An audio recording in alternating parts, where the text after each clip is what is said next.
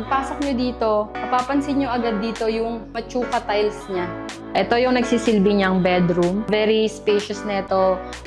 Yo, good morning, I'm Jess, and maayong buntag sa inyong tanan. Andito tayo ngayon sa isa sa mga site natin na almost finished na.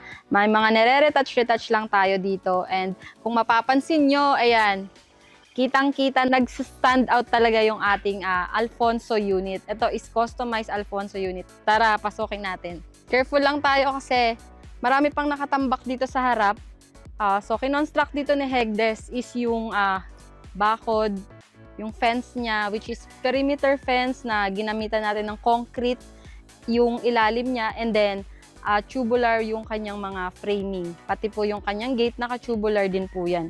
Tapos, ito, dito sa area na to, meron siyang decorative stone, and then dito nakalagay naman yung kanyang aluminum window, and then ito pala yung facade niya, ayan, red bricks color yung tawag dyan. Tara, pasok tayo. Pagpasok natin dito sa ating unit, papansin nyo agad dito yung machuka tiles niya, yung design ng kanyang wall. And then ito, yung tiles niya dito is ceramic tiles. Ito po yung kanilang magiging living area. And then, naka-PVC ceiling. And then, dito sa ating kitchen area, ayan. Yung mga color dito, preferred lahat to ng ating client. And then, ito, naka-semi-granite tiles. And then, meron siyang kitchen sink. Aluminum cabinet po yung ginamit dito. And dito naman po sa ating bathroom area, aluminum door din po yung ginamit dito. And then, naka-tiles po yung kanyang from floor to ceiling, yung kanyang wall. And then, ito yung kanyang ceiling, naka-PVC ceiling. Meron siyang toilet and bath, may shower. And yan, very cute lang tong unit na to. Nga pala, meron itong 62 square meter total ground floor area.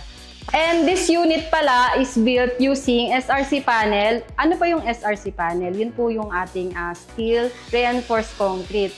And dito naman sa ating stair, steel frame po ito na binalutan ng FISM board.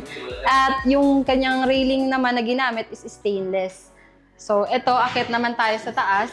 Ito yung ating loft. Naka-steel framing din to na binalutan ng mga FISM board and nilagyan yung kanyang floor ng vinyl. And then, meron itong floor area na 21 square meter. Tapos, naka-PVC ceiling din po siya. And, ayun, meron din siyang window dito. Ito yung nagsisilbi niyang bedroom. Very spacious nito. Pwede kayong maglagay ng mga bed. Pwede pa kayong maglagay dito ng mga cabinets. And then, dito naman sa part na to, merong access door papuntang balcony. So, hindi tayo pwedeng pumunta pa doon sa loob kasi basa pa po yung kanyang for waterproofing. And ito, yung veranda natin dito is meron siyang size na 3.4 square meter.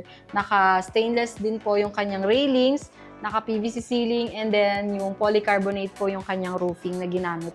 That's it for today. Sana nagustuhan mo yung ating Alfonso unit. At samahan mo pa ako sa iba pang house tour natin. Tara, uban mo sa among house tour. Bye!